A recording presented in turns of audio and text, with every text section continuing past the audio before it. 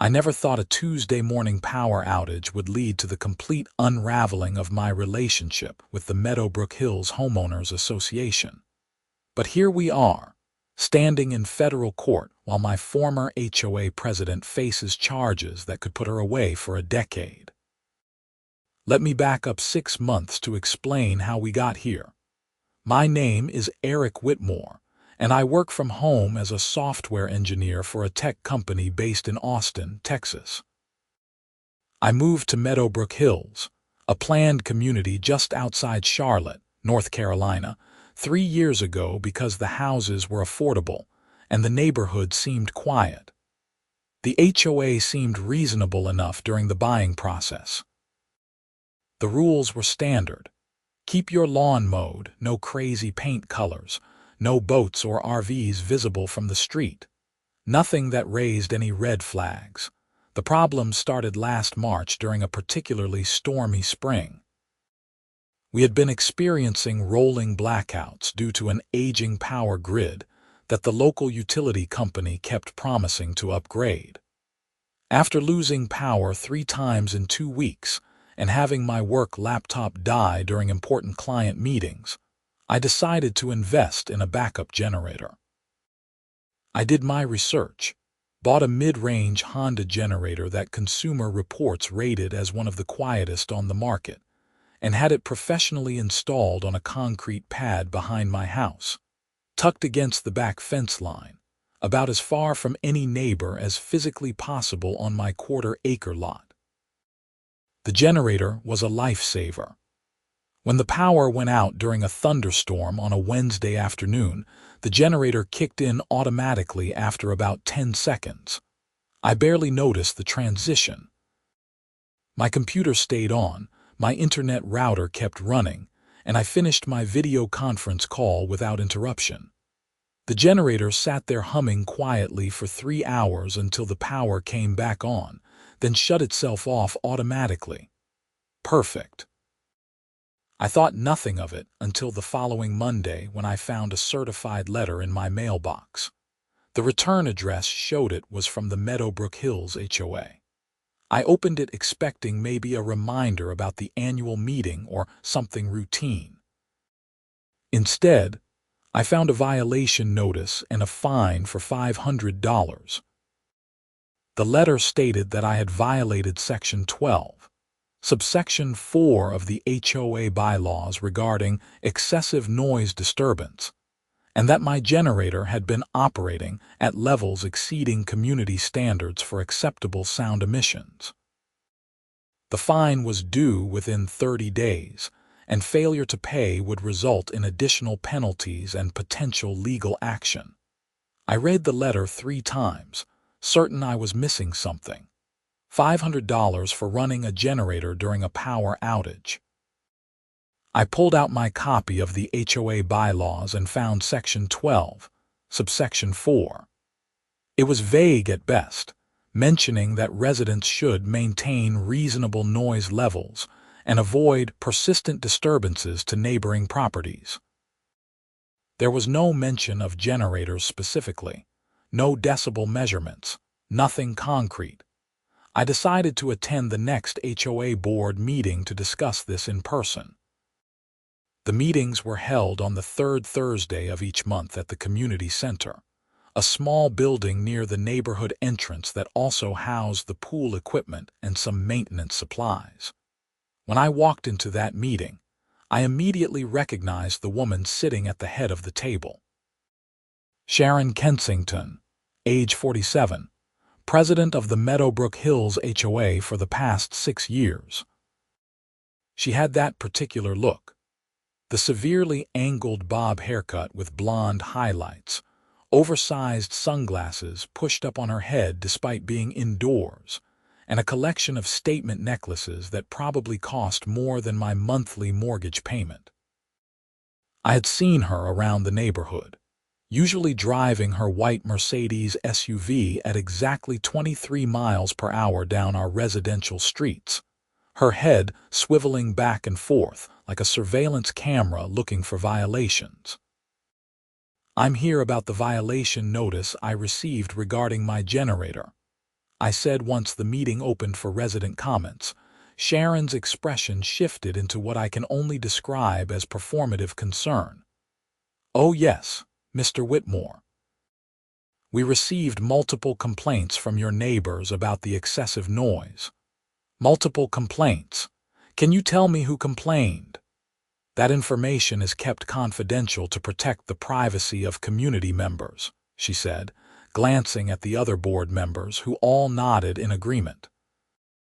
"The generator is rated at 59 decibels from 25 feet away," I explained, keeping my voice calm. "That's quieter than a normal conversation. I specifically bought one of the quietest models available, and I positioned it as far from neighboring houses as possible." Nevertheless, the complaints were filed and the board has determined that a violation occurred. Sharon shuffled some papers in front of her. "The fine stands.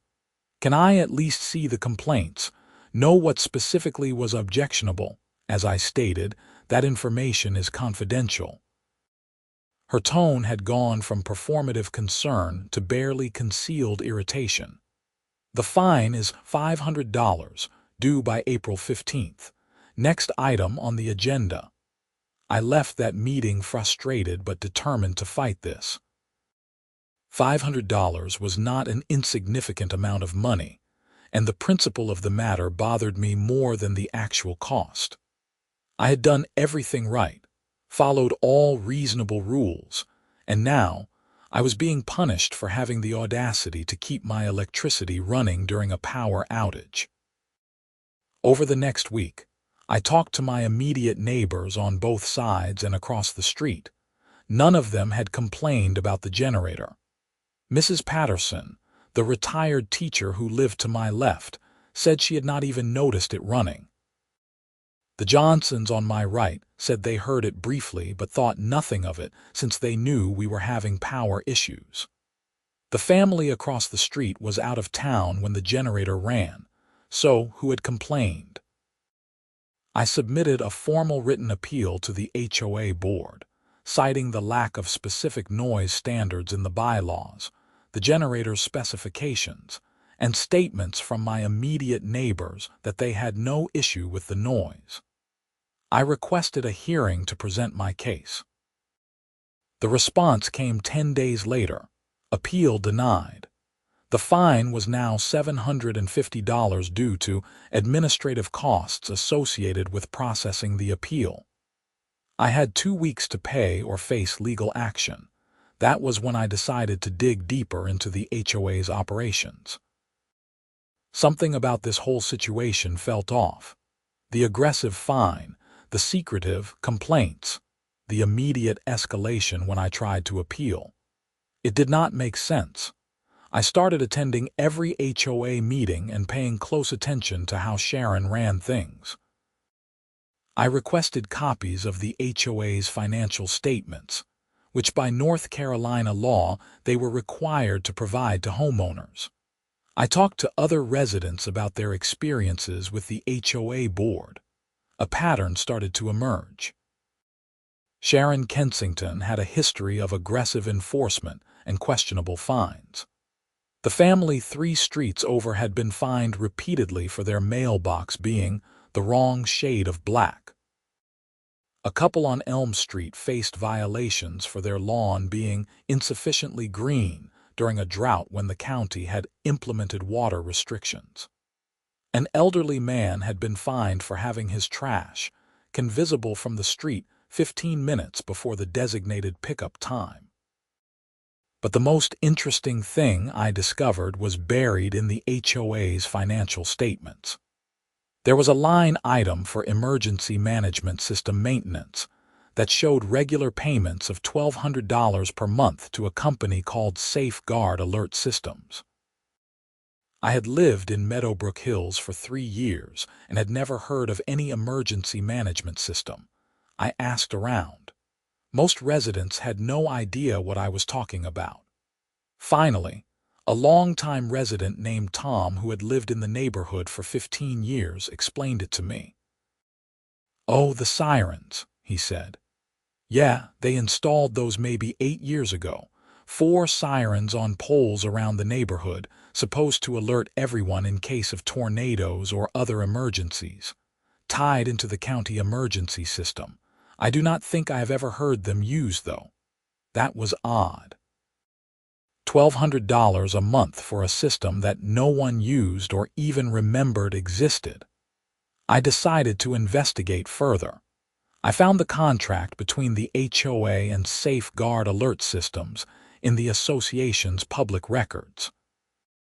The contract was 6 years old, signed right after Siren became HOA president. The terms were straightforward.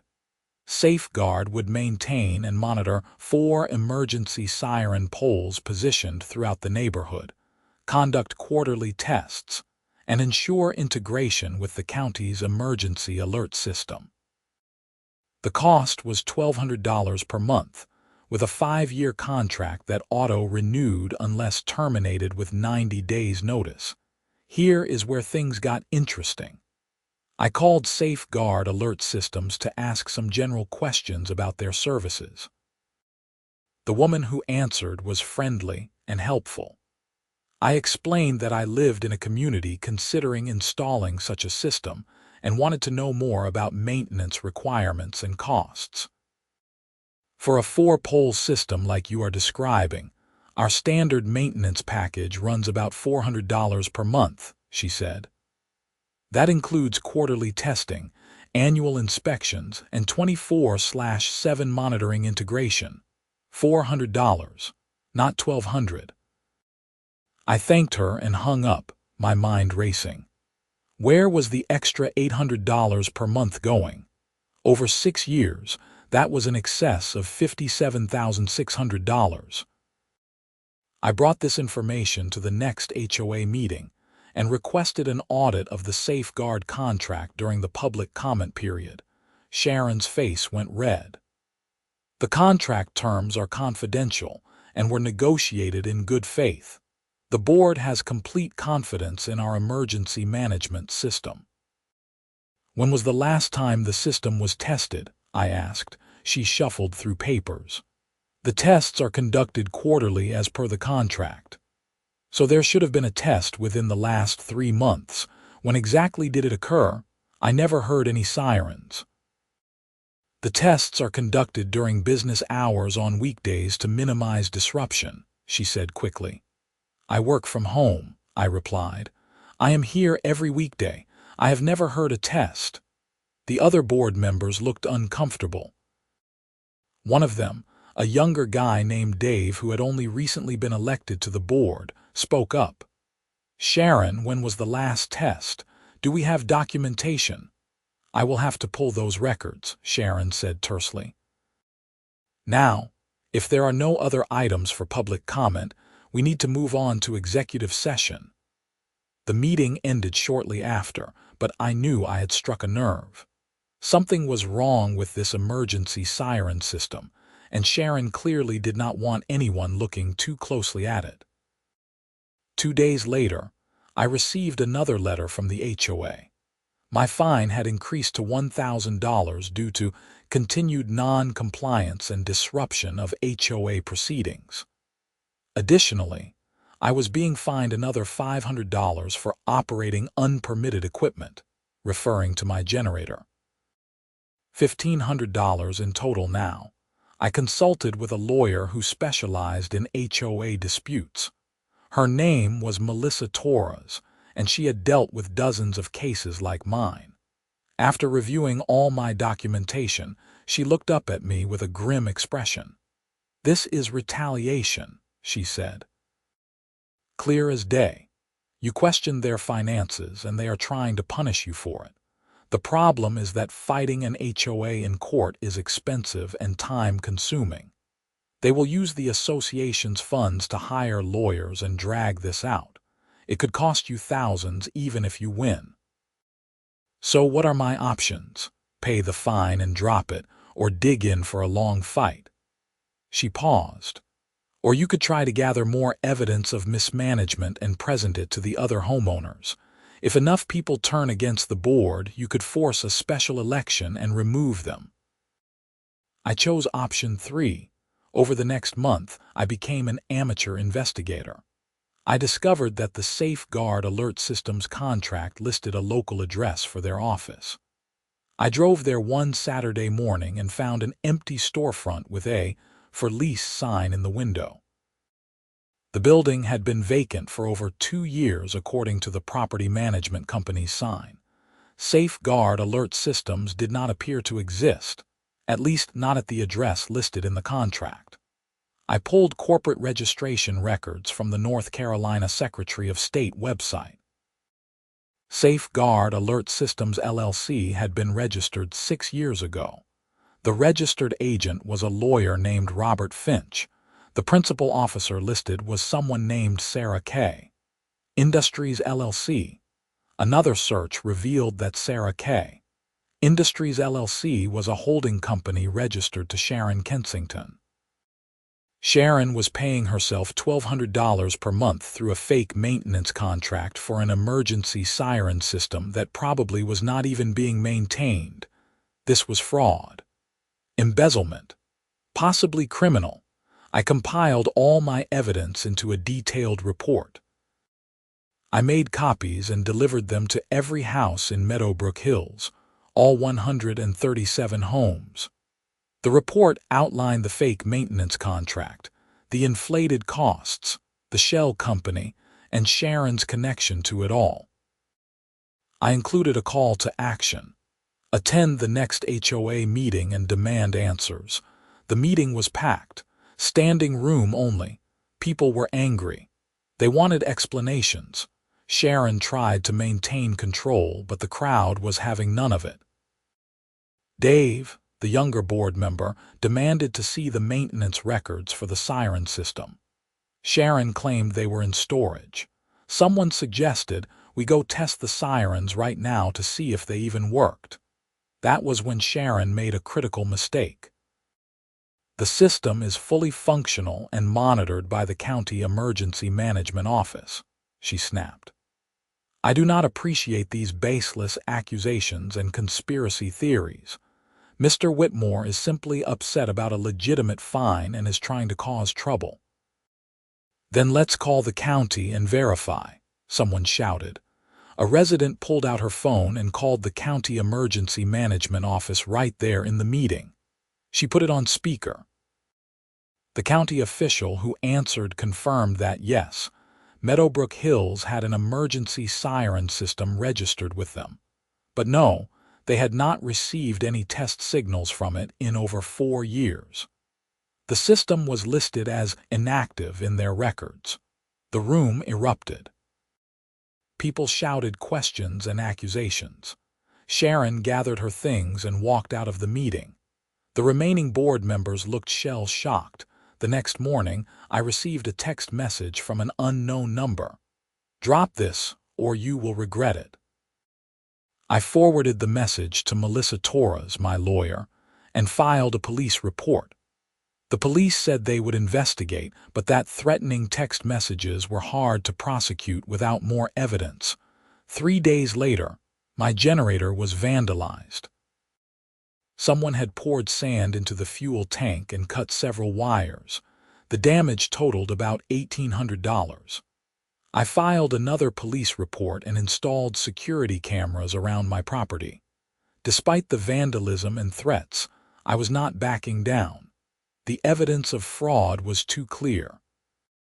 Several other homeowners and I drafted a petition to remove Sharon and the other board members and call for a special election. We got 92 signatures, well over the 2/3 majority required by the HOA bylaws. Sharon refused to recognize the petition, claiming it was improperly filed. We hired Melissa Torres to represent the group of homeowners. She sent a formal legal demand to the HOA board requiring them to hold a special election within 30 days or face a lawsuit. That was when things got really weird. It was a Tuesday evening about 7 o'clock when the tornado sirens went off across the county. Not just in Meadowbrook Hills, but everywhere. I was sitting at my computer when my phone buzzed with an emergency alert. Tornado warning for Mecklenburg County. Take shelter immediately. I grabbed my laptop and headed for my basement. The sirens wailed outside, that distinctive up and down warning sound. I could hear them from multiple directions, the county's emergency alert system doing exactly what it was designed to do, except in Meadowbrook Hills. I realized I could not hear our neighborhood sirens. The county sirens from the surrounding areas were clearly audible, but not the 4 sirens that were supposed to be positioned throughout our community. I pulled up the neighborhood Facebook group on my phone and saw multiple people asking the same question. Why are not our sirens working? The tornado warning lasted about 40 minutes. Fortunately, the storm passed south of us, and no tornadoes touched down in our area. But the failure of our emergency siren system during an actual emergency was now undeniable. The Facebook group exploded with angry posts, people demanding to know why the system they had been paying for did not work, parents terrified because they had not heard the warning, elderly residents who relied on the outdoor sirens because they did not have smartphones. I saw an opportunity, and I took it. The emergency siren system has not been properly maintained, I posted on Facebook. Sharon Kensington has been paying herself $12,000 per year through a shell company for maintenance that was never performed. The county confirmed the system has been inactive for 4 years. Tonight, that negligence could have cost lives. The post was shared dozens of times.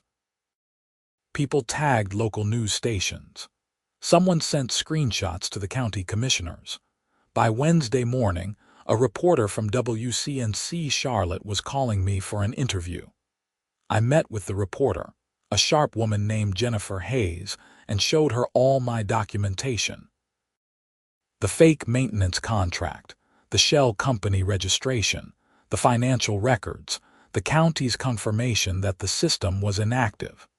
She interviewed other Meadowbrook Hills residents and filmed the non-functional siren poles. The story aired on Thursday Evening News.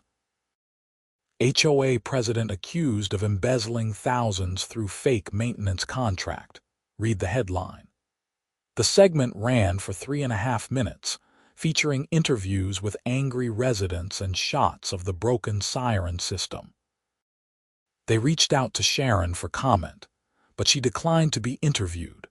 Friday morning, the North Carolina Attorney General's office announced they were opening an investigation into the Meadowbrook Hills HOA. The county building inspector showed up to examine the siren poles and found that 3 of the 4 were completely non-functional, with critical components missing or damaged. The 4th appeared to have never been properly installed at all. Sharon resigned as HOA president that afternoon via email. No explanation, no apology, just a 1-sentence resignation effective immediately. But the story was far from over. The special election was held 3 weeks later. A new board was voted in, mostly younger residents who wanted transparency and accountability. Dave, the former board member who had questioned Sharon, was elected as the new president. One of their first acts was to hire a forensic accountant to audit the HOA's finances. The audit revealed that the fake maintenance contract was just the beginning. Over 6 years, Sharon had embezzled approximately $84,000 through various schemes. She had also been charging administrative fees for violation notices that went directly into a separate bank account she controlled. My generator fine. That $500 had never been deposited into the HOA's general account. The new HOA board filed criminal charges. The North Carolina Attorney General's office filed civil charges. Sharon Kensington was arrested in late June and charged with felony embezzlement, fraud, and misappropriation of funds. But here is where my story takes a turn from righteous vindication into morally complicated territory. Remember how my generator was vandalized. The security cameras I installed caught something interesting a few days after Sharon's arrest. At 2 in the morning, Sharon's husband, Richard, drove slowly past my house. He did not stop, did not do anything overtly threatening, but the message was clear. I see where you live. I was not afraid exactly, but I was angry. This woman had stolen from over 100 families, had threatened me, had vandalized my property, and now her husband was trying to intimidate me. The criminal justice system would handle Sharon, but I wanted something more. I wanted her to understand what it felt like to face consequences, real consequences, for her actions. The new HOA board had immediately canceled the fake safeguard contract and started getting quotes for actually repairing the emergency siren system. The estimates came back at around $35,000 to fully restore all 4 poles and integrate them properly with the county system. I knew more about those sirens than anyone realized. After the vandalism to my generator, I had started walking the neighborhood at odd hours, unable to sleep, checking my surroundings. I had located all 4 siren poles and examined them closely. I had even climbed up one using a ladder to look at the equipment housing. The systems were old but salvageable. The main issue was that several critical components had been removed, probably by Sharon or someone she hired, to ensure the sirens would not work during tests, and no one would question why the county could not communicate with them. Some wiring was cut, some circuit boards were missing, but the basic infrastructure was intact. 3 of the poles had a simple design where the main control panel could be accessed with a standard utility key, the kind you can buy online for $15. The electrical connections were straightforward. A reasonably handy person could potentially restore basic functionality with the right parts. I knew this because I had spent hours researching the specific model of sirens installed in our neighborhood. I had found the installation manual online and studied it carefully, telling myself I was just being thorough in building the case against Sharon. But now, with Sharon arrested and awaiting trial, an idea formed in my mind. A dark, petty, vengeful idea. The new HOA board had decided to wait until after Sharon's trial to invest in repairing the siren system. They figured the criminal restitution might cover some of the costs, and they wanted to avoid spending money until they understood the full extent of the financial damage Sharon had caused. That meant the sirens would remain non-functional for months, possibly over a year. I could fix them. I had the knowledge, access to the poles, and I could order the missing components online. It would cost me maybe $2,000 and a few weekends of work. I could restore basic functionality and be the neighborhood hero, or I could do nothing. I could let the sirens stay broken. Let the system stay dead through the entire legal process. Let Sharon's negligence remain visible and consequential for as long as possible. Every time there was a severe weather warning, every time the county sirens blared but Meadowbrook Hills stayed silent, it would be a reminder of what Sharon had done. The news crews had moved on, but the residents would not forget. And when Sharon stood before a judge, the prosecution could point to the broken sirens and say, "This system stayed non-functional for months after the defendant's arrest, putting lives at risk. I chose to do nothing. It sounds terrible when I say it out loud like that. I had the ability to restore a safety system that could save lives, and I deliberately chose not to because I wanted Sharon to face maximum consequences for her crimes. I told myself it was about justice, about ensuring she could not minimize her actions in court, but honestly, it was revenge." June passed. July came with its afternoon thunderstorms.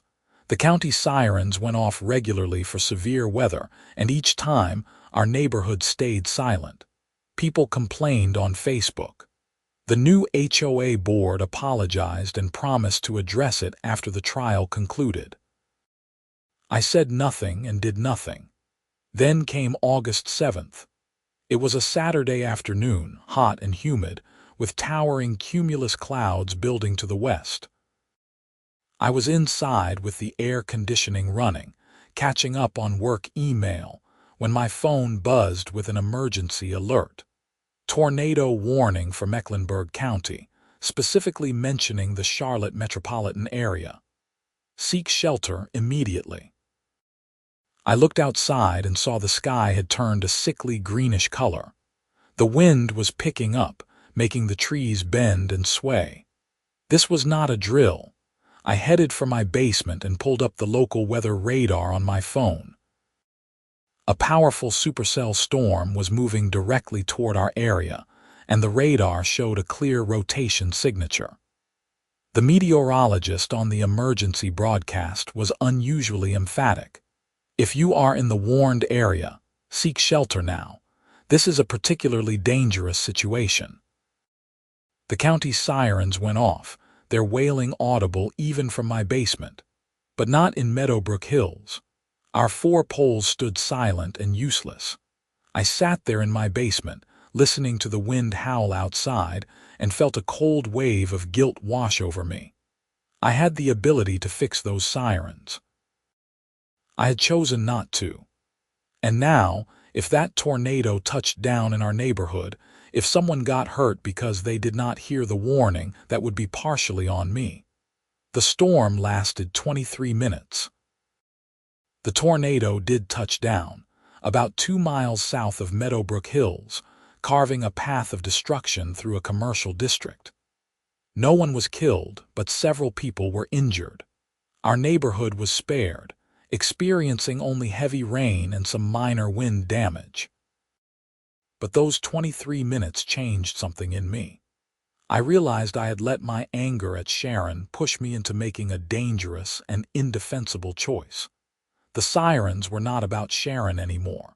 They were about keeping people safe, and I had prioritized my vendetta over that basic responsibility. The next morning, Sunday, I drove to each of the 4 siren poles and took detailed photographs and notes.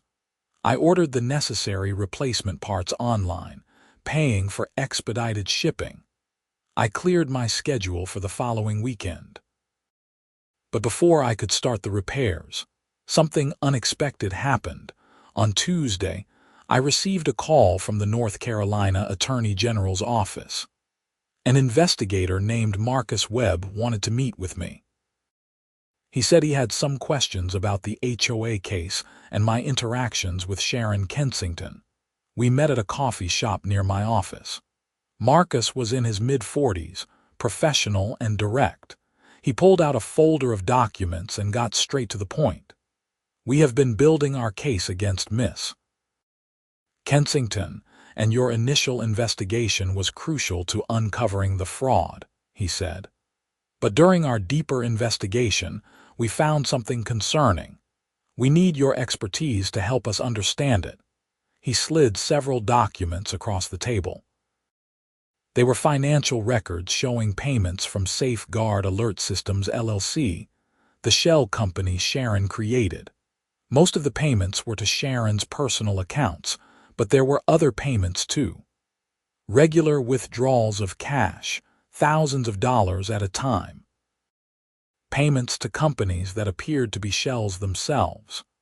"We think Miss Kensington was involved in something bigger than just HOA embezzlement," Marcus said. "These patterns suggest money laundering. We found connections to several other HOAs in the Charlotte area with similar schemes. Same playbook: fake maintenance contracts, shell companies, inflated fees." "How many other HOAs?" I asked. "At least 5 that we have identified so far, possibly more. We are talking about potential fraud in excess of $500,000 across multiple communities." This was much bigger than I had imagined. Sharon was not just a petty HOA tyrant stealing from her neighbors. She was running a sophisticated criminal operation. "What do you need from me?" I asked. "We need you to testify at trial about how you uncovered the initial fraud. Walk the jury through your investigation. Explain the documents. Your testimony will be crucial in establishing the pattern and showing this was intentional, not just poor bookkeeping." I agreed without hesitation. This was beyond my personal vendetta now. This was about stopping someone who had victimized potentially hundreds of families. Marcus had one more question. The emergency siren system. In your investigation, did you determine whether Miss Kensington deliberately disabled it or if it simply fell into disrepair? I thought carefully before answering. 3 of the 4 poles had specific components removed. Not damaged or worn out, but physically removed. Someone with knowledge of the system took them apart. The 4th pole was never properly installed in the first place, which suggests the installation was fraudulent from the start. So this was deliberate sabotage to hide the fact that no maintenance was being performed. That is how it looks to me, yes. Marcus made notes. This is important. It shows intent and consciousness of guilt. Thank you. After he left, I sat in that coffee shop for a long time, thinking about everything. Sharon's crimes were even worse than I had known, but I also could not shake the guilt about the sirens. I had let them stay broken as revenge, and during that tornado warning I had put people at risk. That weekend, I got to work on the siren poles. I started with pole number 3, the one closest to my house. Using the utility key, I opened the control panel and began installing the replacement components I had ordered. The work was technical but not overly complicated. Circuit boards, wiring connections, a new battery backup system, programming the integration codes for the county emergency system. It took me most of Saturday to get pole 3 operational. I called the county emergency management office and explained the situation. The coordinator was surprised but pleased. She ran some tests remotely, and we confirmed that the siren was now receiving signals properly. She said she would send a technician out the following week to inspect and certify the repair. I was working on pole 2 the next Sunday when a car pulled up. I was on a ladder, 15 feet up, rewiring a connection panel.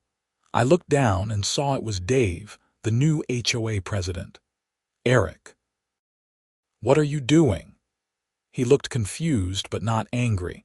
I climbed down and explained what I was doing, leaving out the part about how I could have done this months ago. "I have some electrical experience, and I found the installation manuals online. Figured I could help get these working while we wait for the official repairs." Dave looked relieved. "Man, that is amazing. The board was just discussing this at our last meeting. We got a quote for $35,000 to fix all 4 poles, and we were trying to figure out how to budget for it. If you can get them operational, even temporarily, that would be huge." "I already got pole 3 working," I said. "The county tested it last week. I am hoping to finish pole 2 today and tackle the other 2 next weekend." "What can I do to help?" Dave asked. "This is above and beyond, Eric. After everything you have already done to expose Sharon's fraud, now you are out here fixing the sirens yourself." I felt a stab of guilt, but kept my voice steady. "It needs to be done. These are safety systems. Can't wait for the legal process to play out."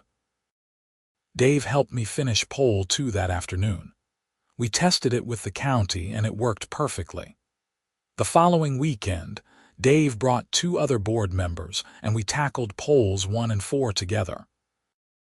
Pole 4 was the worst, requiring the most work since it had never been properly installed. But with 4 people working on it, we got it operational by Sunday evening.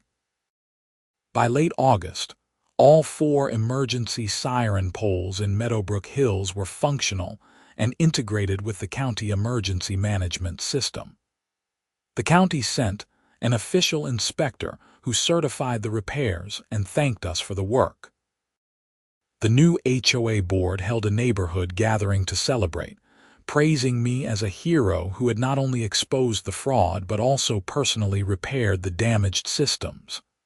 I accepted the thanks with a smile, but inside, I felt like a fraud myself. Nobody knew that I could have fixed the sirens months earlier. Nobody knew that I had deliberately let them stay broken through multiple severe weather events, including that tornado warning in early August. Sharon's trial was scheduled for late October. The Attorney General's office built a strong case, leveraging the evidence I had gathered plus their own investigation into the larger fraud scheme. They discovered that Sharon had been operating similar scams in 5 other Charlotte area HOAs, using slightly different company names and tactics, but following the same basic playbook. The total fraud was estimated at over $600,000.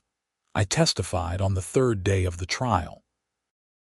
The prosecutor walked me through my initial investigation, showing the jury how I had discovered the fake maintenance contract and traced it back to Sharon's shell company.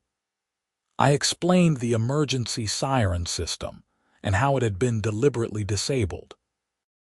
I showed photographs of the missing components and described how someone would have had to intentionally remove them. Sharon's defense lawyer tried to paint me as having a grudge, arguing that I had manufactured this case because I was angry about a legitimate fine for my generator.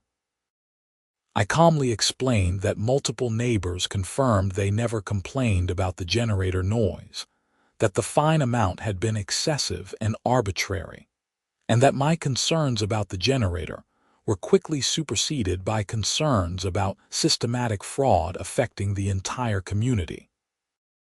The jury seemed to be on my side. Sharon took the stand in her own defense, which her lawyers probably should not have allowed. She claimed the safeguard contract was legitimate, that she had been assured the maintenance was being performed, and that she had no knowledge that her holding company was listed as the principal officer. She got flustered under cross-examination and contradicted herself several times. The most damaging moment came when the prosecutor asked her about the missing siren components. "Miss Kensington, these circuit boards and electrical components did not just walk away on their own. Someone physically removed them from the siren poles. Who did that?" "I do not know," Sharon said. "It could have been vandalism or theft."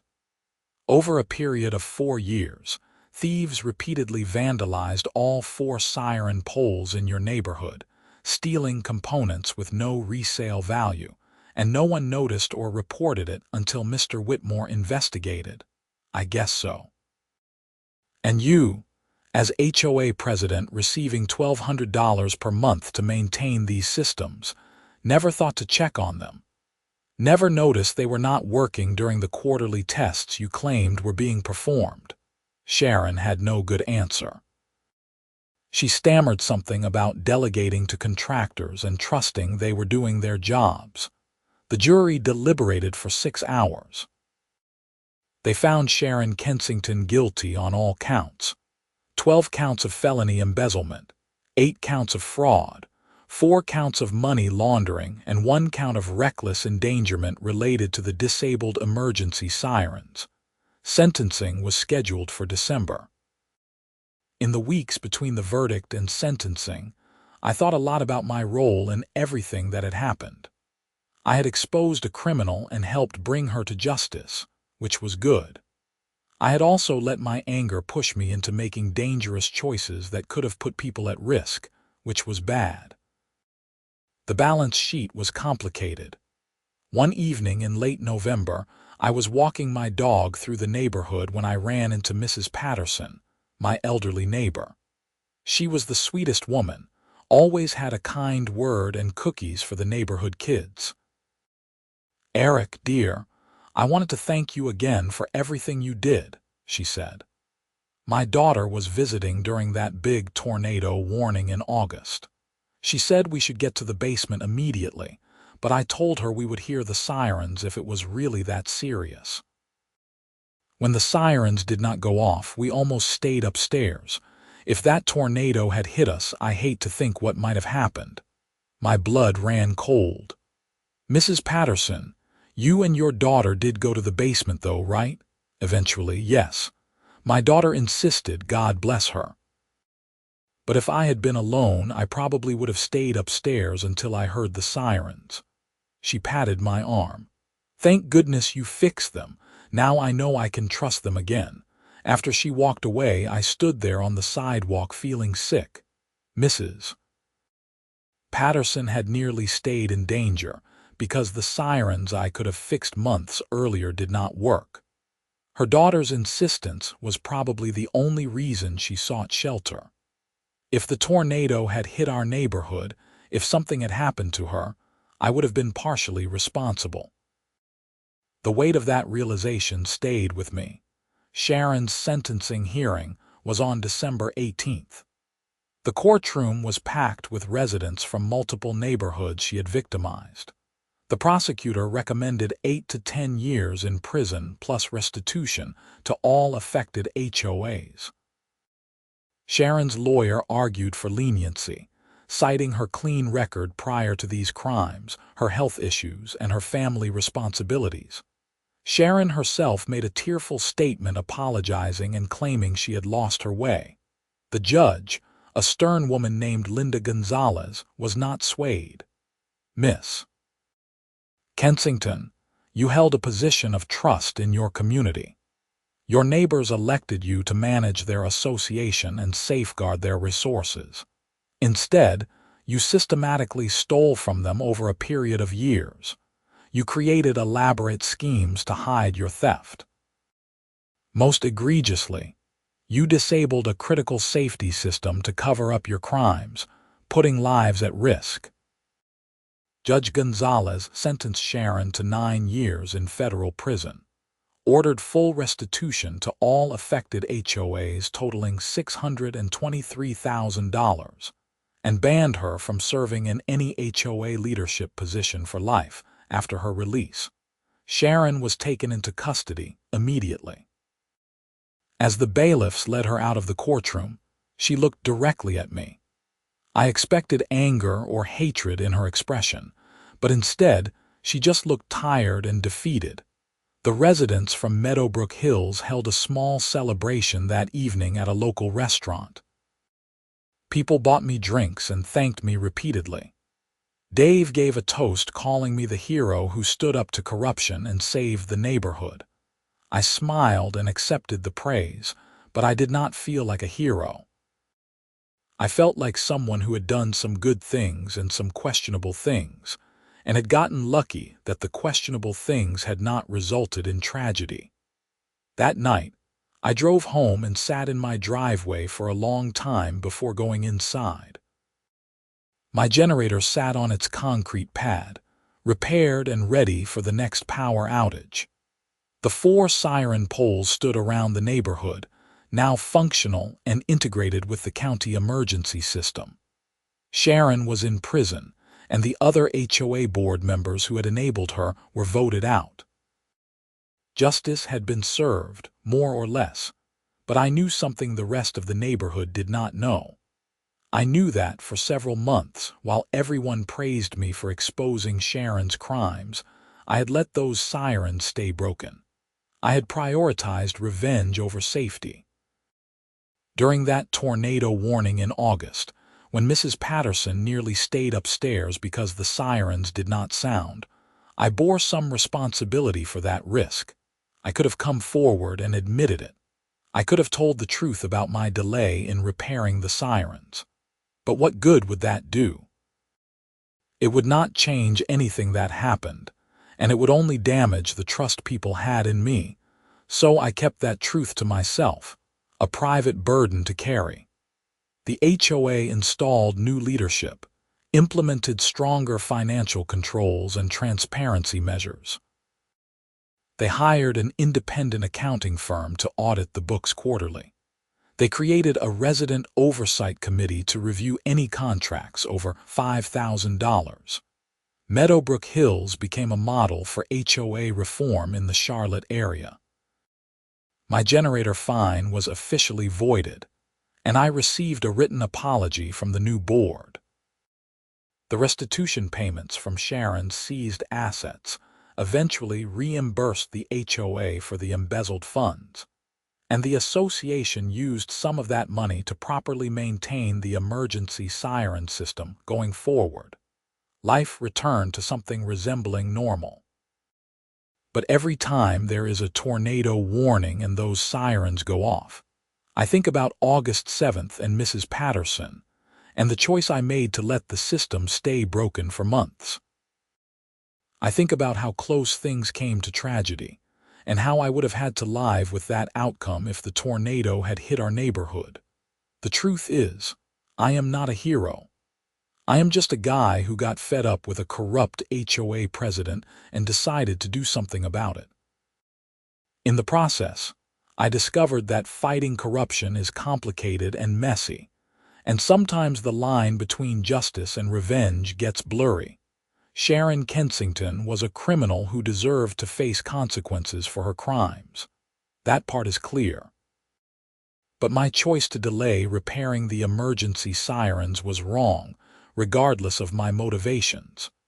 Two things can be true at the same time. I think about that a lot these days. When people thank me for what I did, I accept their gratitude with a smile and a nod.